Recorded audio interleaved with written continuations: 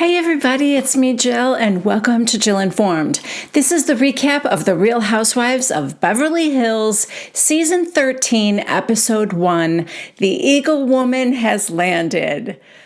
Guys, we're back with the Beverly Hills gang, and it looks like it's going to be an interesting season. I guess that remains to be seen, but it appears as though Kyle has just realized that she's got to bring it in a way that she never has before. We start off with the cold open for this episode is the headlines of the breaking news that Kyle and Mauricio have officially split. Like I said, we see the headlines and then we get some quick shots of the ladies as they're, reading this headline for the first time. Dorit says something like, PK, I had no idea. And PK says, I just had dinner with Mo last night. He didn't say anything about a separation. Crystal is talking to her housekeeper about it. And she's like, do you think they're hiding something? And her housekeeper that I love dearly, I cannot remember her name right now. She's just like, somebody's cheating. She knows. She's been around, okay? She lives in the same house. I think she lives there with Rhobh Minkoff. She has seen her share of threesomes. We cut to Kyle talking to Erica. She's in tears. Complete strangers used to come up to me and say, you made us believe in true love. Yeah. And then we just get a bunch of juicy scenes from this upcoming season. All right. So now we are at Dorit's house and PK is double fisting 2 bags of potato chips. It looks like possibly a barbecue and a sour cream and onion. One in each paw. So, nice to see his diet is going well. Dorit walks in. Baba! She goes, what the? You're out of control, PK. I've got to hide these. And she grabs one of the bags and she's rolling it up. Anyway, so Dorit tells him that the Eaglewoman is coming over and she would love for him to meet her. Eaglewoman is a spiritual healer that Dorit has gotten in touch with, and she is coming over with her assistant healer, Blue Raven, aka Nancy. Side note, Dorit is rocking her dark blonde hair this season. What do we think of this color for her, guys? It's very pretty and very natural, but I think I like her lighter better. I don't know. It might just be because I'm used to it, but I don't know. Also, I will say that I am grateful that she is still wearing designer clothes that are clearly labeled. I mean, I'm not a fashion girl. I don't know all my designers, but even I can tell she's wearing Chanel in this confessional. All right, so Eaglewoman and Nancy are having a little chat now, and Eaglewoman calls herself the Doctor of Soul. And Dorit tells her, all the ladies had a difficult year and could use some healing. And Eaglewoman feels that she is up for the job. She's not. You and I know that, but, here we are. I just don't think Eaglewoman has ever met a group of ladies like this, unless she has already healed some other Real Housewives. But, Real Housewives, they are a very different breed. And no offense, but I can tell by looking at her, Nancy's not going to be much help. Even PK says that he's skeptical that she's going to be able to help this group of women. He knows. So we're finding out now that Dorit has sent a rather lengthy text to all of the ladies 3 days ago, inviting them to this healing retreat with the Eaglewoman and Nancy. And she's inviting them to come and heal from some of the dark places that they've been. I guess this is in Malibu somewhere. And now we see a little scene with Kyle and Sutton FaceTiming about it. And Sutton's like, this better not be like those ropes courses, because I'm not doing that. I can't even imagine Sutton up on a ropes course. No. And Kyle's like, yeah, or those trust exercises, I'm not going to fall back into somebody else's arms because, nobody will catch me. And they laugh, but it's kind of true. All right, so Kyle is nervous because she feels like she's in a little bit of a different place with some of the ladies. We see a clip of the reunion last year, the whole Rinna and Kathy Hilton thing, just going at each other viciously. And Kyle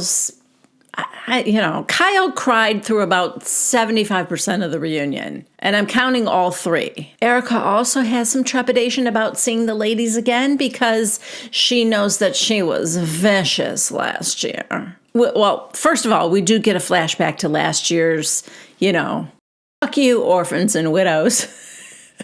But she says, I was protecting myself. She feels very alone. She says her friend is gone. That would be me. I was always on her side. What do I care about orphans and widows? They don't buy any of my QVC stuff.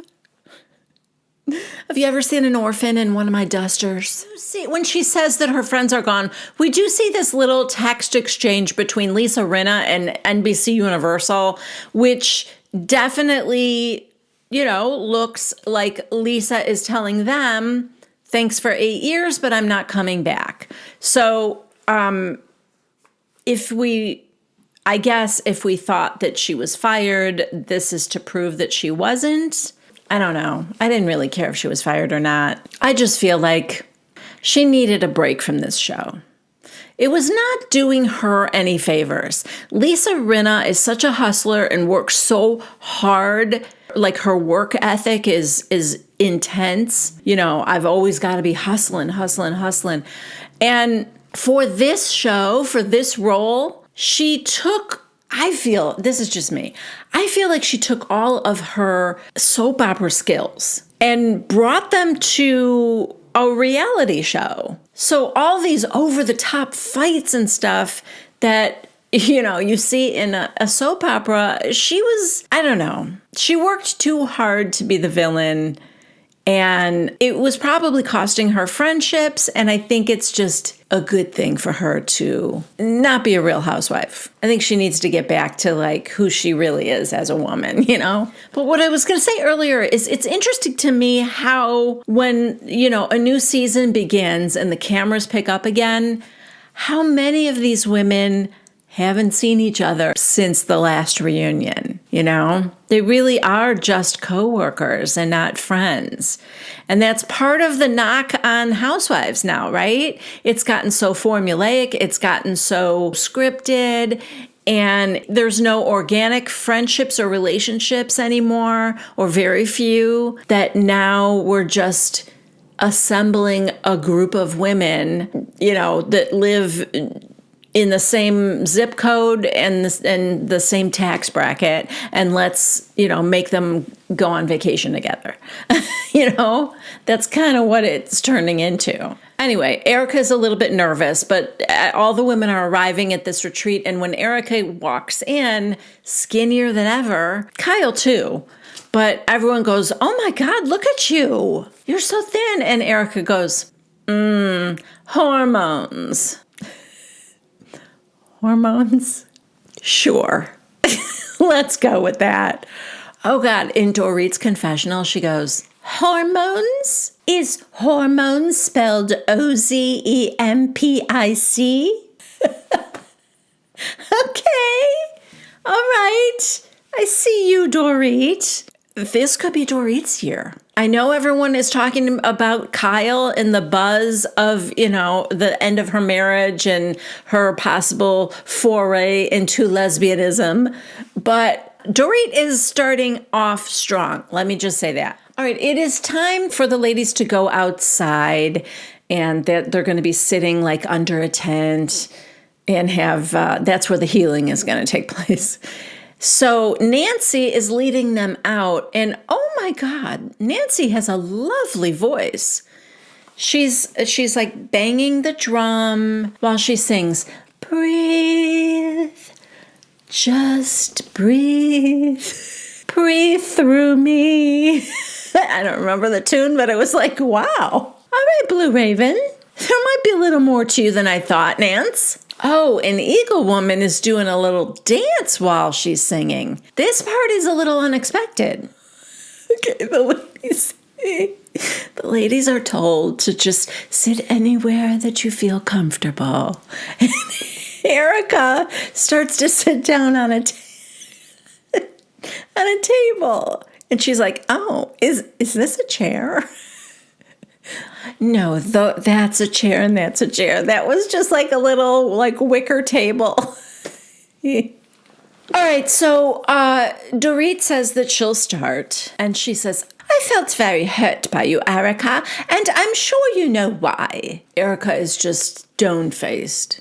Then we flash back to BravoCon 4 months earlier when Erica is asked a question by Andy. It seems like it was like a little game show or something. And so she's asked the question, what Bravo celebrity relationship do you think is headed for Splitsville next? And you see her say, Dorit and PK. And then she like flips her head around. Andy looks shook. Now, I always thought that Fox Force 5 was pretty tight, like a pretty strong alliance. So now here at the retreat, I fully expected Erica to say something like, it was just a joke, or, I said it for shock value, something like that. What I didn't expect was for her to ask, Dorit, is your marriage strong? Wow. What happened over the time that you guys weren't filming? Because I did not know things ended so poorly between them.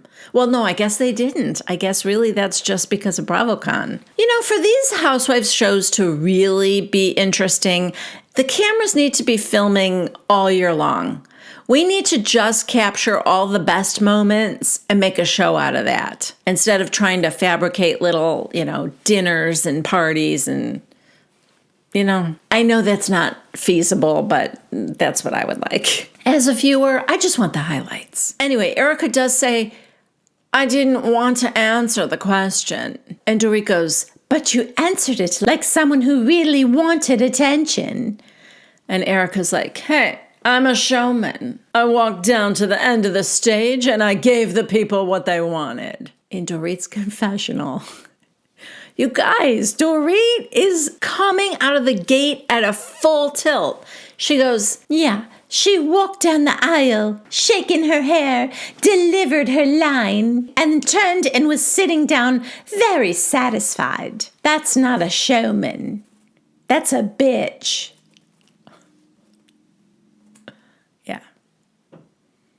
Tell me that right now, we're probably only 15 minutes into the show. Tell me you aren't loving this Dorit. Good God, maybe there's some power in that darker hair. Maybe she feels stronger. I don't know, but she is killing it in her confessionals. So Dorit, who was expecting an apology, got, is your marriage strong?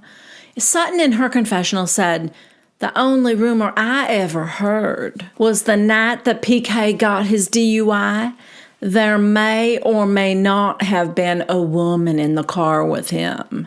So anyway, Dorit said, my marriage is very strong. And Erica goes, right. So when someone says something like that, it shouldn't matter. Okay, I get it. She was saying it like, look, why do you care? You know your marriage is strong. So for me to say you and PK, you should have just laughed that off, basically. So Dorit says that she thinks that Erica was hurting and that when she's hurting, she lashes out and she's very mean-spirited. Erica, we've all hurt each other in this group. Okay, so actor Erica is here now. Is she auditioning for something? Because the crying starts immediately. Waterproof mascara this time, I might add. And she says, I've never been so low. I needed a break from this group. But as your friend, I apologize if I was rough, if I was vicious. I've never felt so low. I love you all, and I'm very sorry.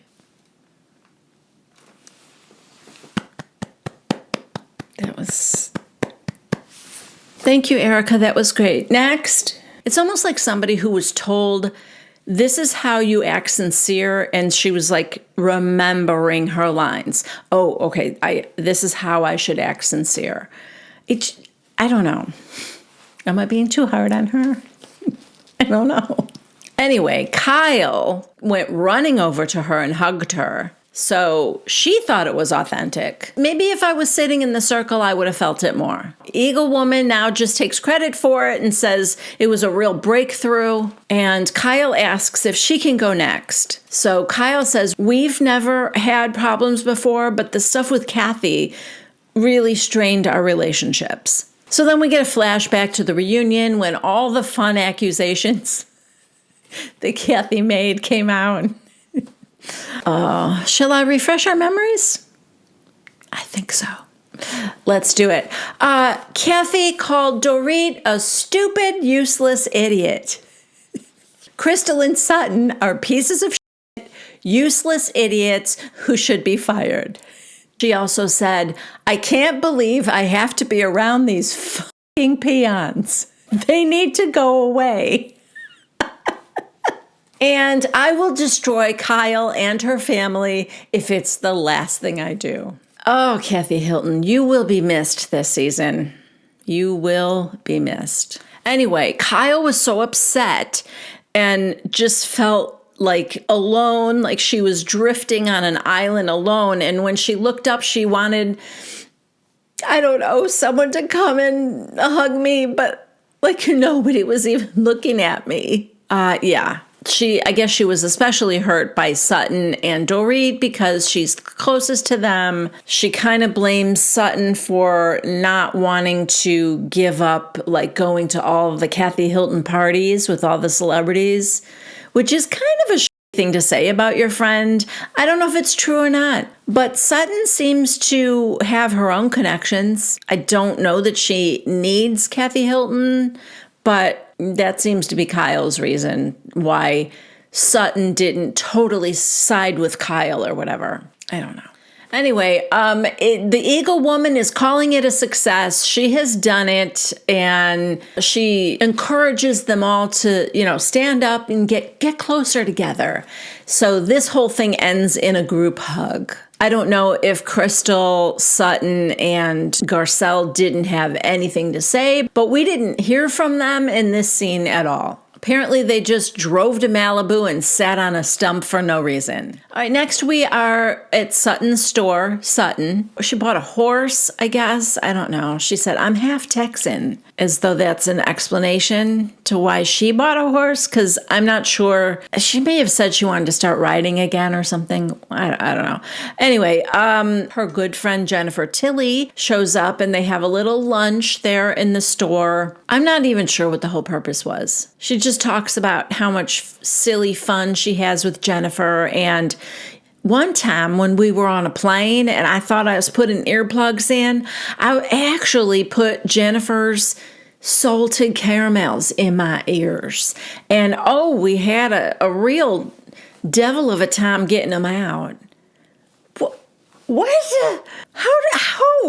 How did that happen? How do you mistake a salted caramel for an earplug? I don't know.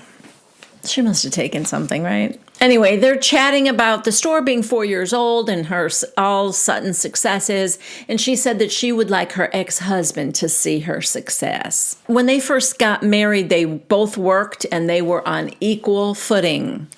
And then she got pregnant and stopped working, and her husband then started to just give her an allowance, and she was reliant on whatever he gave her. So now she would like to show her children that financial autonomy is very liberating. I just think it was her husband. I mean, when I got married, I stopped working and raised our daughter, and my husband didn't give me an allowance. I still feel like when he was working full time that I handled the finances. I don't now, but that's just because he's not working and I don't want to. But like I did, and I don't understand that concept of giving an adult an allowance. All right, next we are with Erica and her therapist. We met her last year. They were Zoom calling through COVID, and now they get to meet in person. I don't know if this is the first time they're meeting in person, but this is a in-person session. We talk about Tom Girardi being indicted and that Erica, that her name has been taken off. She's like cleared, I think. I know in real life she's been cleared, and I think he got prison time. I'll have to look that up. Okay, no, I guess he hasn't been sentenced yet, but he could serve up to 20 years in prison. And I think they found him competent to stand trial too, because, you know, they were saying he had Alzheimer's and all that. So I don't know. I think that might have been a ploy. Anyway, it's looking a lot worse for Tom and a lot better for Erica. Although Rhobh Minkoff, in a rare moment away from his three-way biz, said to Crystal, well, she may not be responsible for stealing the money, but she is responsible for spending the money.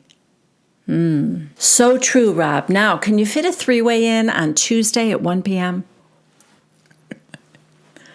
Get out your scheduling book. For those of you that are new here and don't know what I'm talking about, Rhobh Minkoff has sort of, you know, officially sanctioned three-ways in the greater Los Angeles County area, and he is spearheading this. No pun intended. I don't know what that means. He will participate if need be, or if you would desire, and as his schedule allows. He is also a Hollywood producer and director, so he does have that side gig. But I do believe at this point, maybe his main job is to officially sanction all threesomes in Los Angeles. Why did I start this? It's a long story. It involves Erica drunk on a yacht, asking Crystal some hypothetical three-way situations that all included Rhobh in every scenario, and I thought that was funny. And I don't know, we just kind of ran with it from there, didn't we, guys? So back to Erica and her therapist right now. Erica is giving the bad news that when Tom does die, which is, you know, probably going to be sooner rather than later, that she will start a whole new grieving process. And Erica's like, oh no, really? Oh, God damn it. So her therapist says, listen, you've done a lot of work on yourself. And as long as you're not on Lexapro and alcohol, like the majority of last season, you're going to do well. We get some fun flashbacks to ignorant, obnoxious things she has said to people last year, including Garcel's son. I won't get into all that again.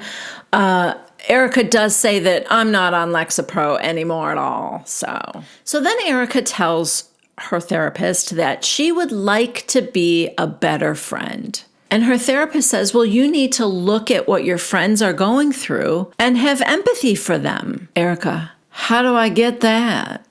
Literally, she asked her therapist, how do I get empathy? She said, where does it come from? This is either really, really sad or kind of horrifying. Her therapist says, well, you imagine being in their shoes with their background and their history, and imagine what the situation feels like for them. And she's like, for them, yeah, for them. Mm-hmm.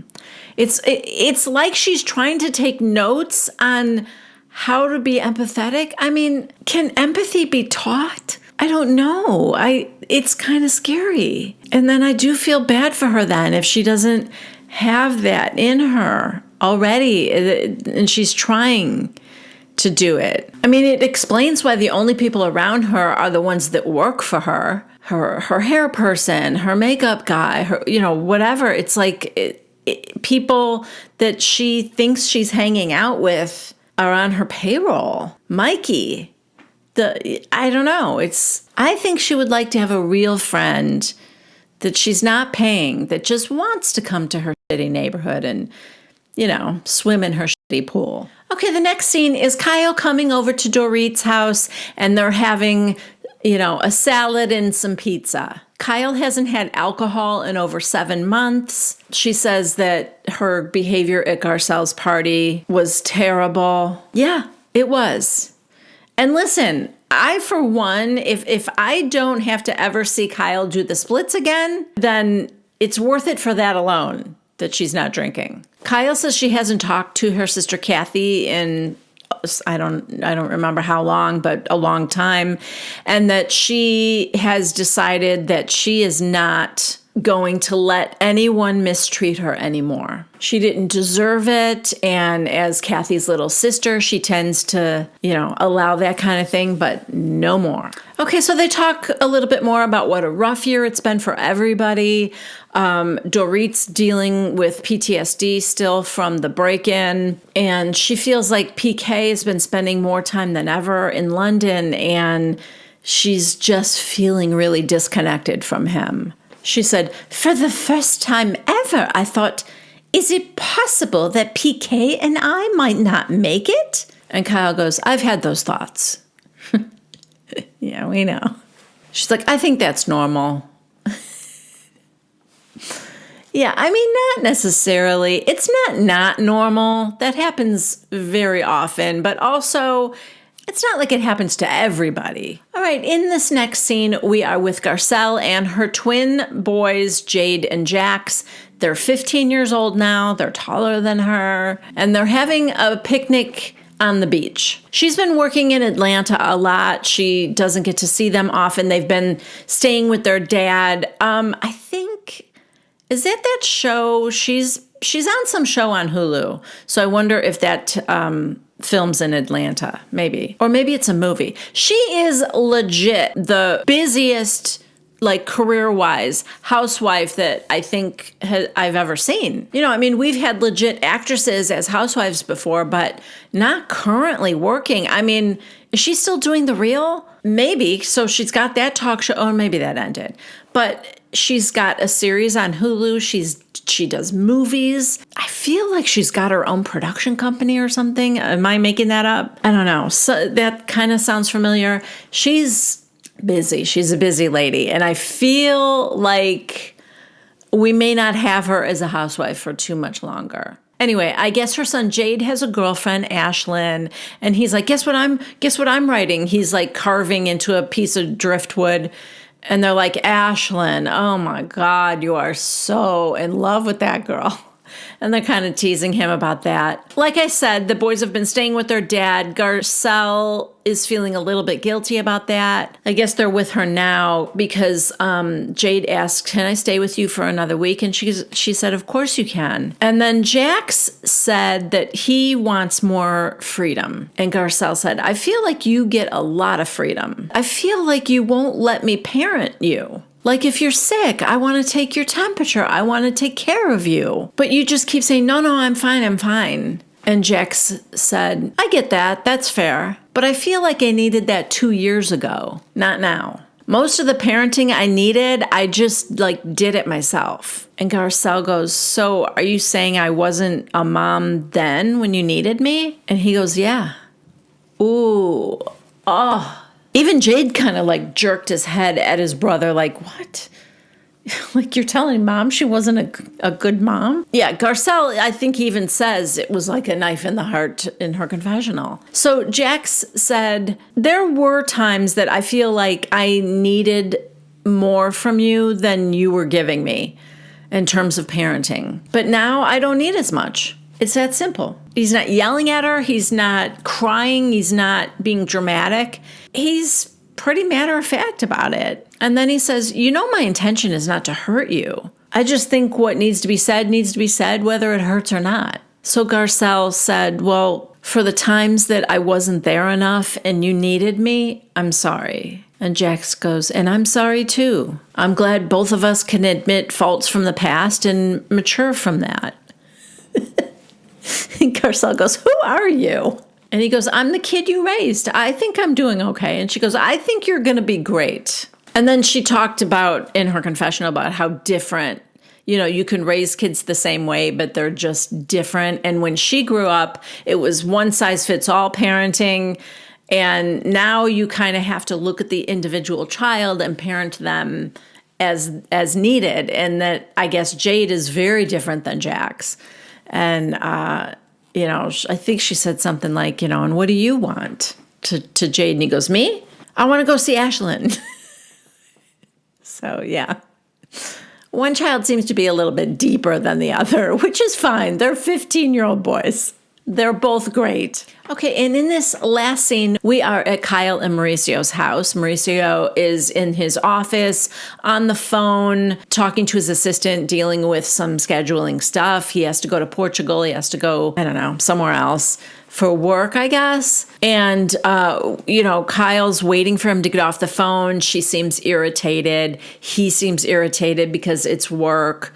But anyway, he gets off the phone with his assistant and they go sit down together. And this is a meeting that they have to have about their scheduling. So Kyle says in her confessional that we're both so incredibly busy right now. And also, it just dawned on me, Mauricio has that show on Netflix, right? That real estate show with his daughters. I think. I never saw it. If anybody here has seen, I don't even know what it's called, but if you've seen it, let us know in the comments if it's any good. Anyway, she just said that he's busier than ever, she's busy, and now it's like we're scheduling time to talk about our schedule. And it's been a challenging year for them. So he talks to her about Portugal, and he's scheduling that for the same time that Portia has spring break so that she can go with him. And he said, do you want to come to Portugal? Maybe we'll do like a family thing and make it fun. And she said, I can't take that kind of time off to like for that big of a trip at that time. So he's like, okay. And then he's just looking at her and he goes, on another note, you look fantastic. Are you going to go work out again? You're working out like a beast and you're eating right. You're not drinking. You're changing your life. And she's like, oh, thank you. But she's got, I don't know. It's like something's bugging her that she's not saying or something, She's got that kind of a look on her face. They're just kind of sitting there awkwardly. And he goes, how many tattoos do you have? Because he could see the one on her ankle. And she said 5. And he goes, 5. So she starts to show him, I got this one first. And he goes, yeah, I remember that. And then there's like stars and the moon on her ankle. And there's something that's like 18 in Roman numerals or whatever. Then that one. And then she's got like 3 ones on her rib cage. I don't know. There's 5. She shows them all. They're all tiny. But Mauricio goes, wow, I only knew of 3. And Kyle goes, well, maybe you should be looking at my body closer. So you see what I mean? Like she's a little challenging in the way she's talking to him. And then he said, so I think that's enough, right? 5? Kyle, I don't know. I think I'm going to get another one. And he goes, love bean.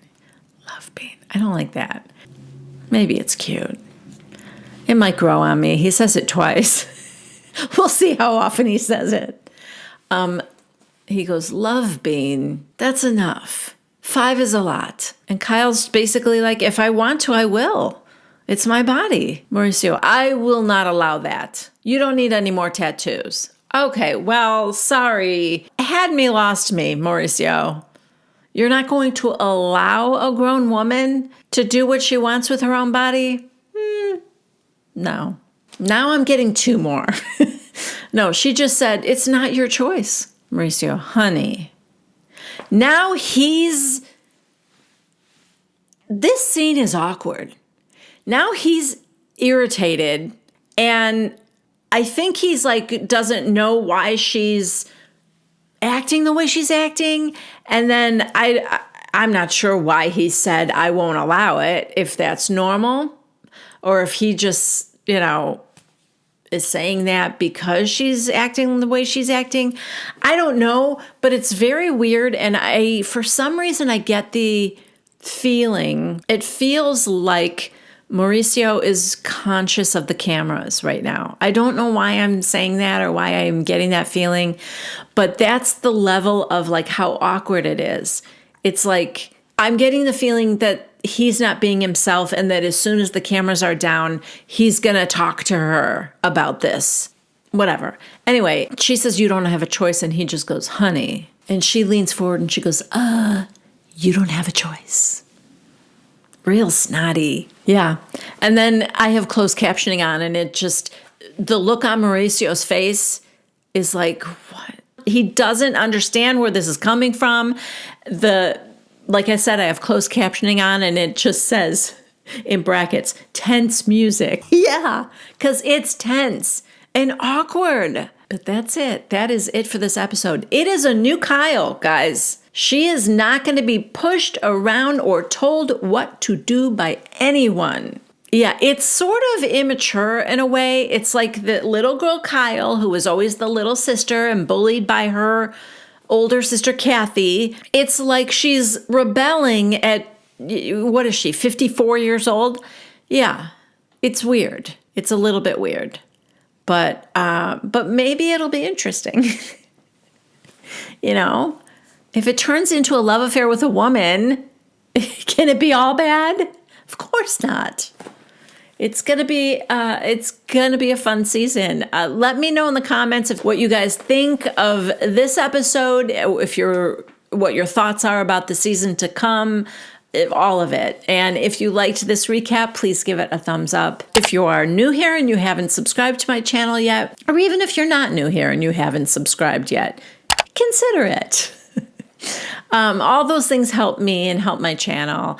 And if you click on the bell icon, you will be notified every time I post something new. As most of you know, I'm an Amazon affiliate. If you click on one of the links I have to Amazon in the description box below, it takes you right to Amazon. You don't have to buy that thing, but you can purchase whatever you want while you're still logged into Amazon, and I will get a percentage of any qualifying purchases that you make. That helps me greatly. Thank you so much in advance for that. And yeah, that's it. I love you guys, and I will see you next week. Bye.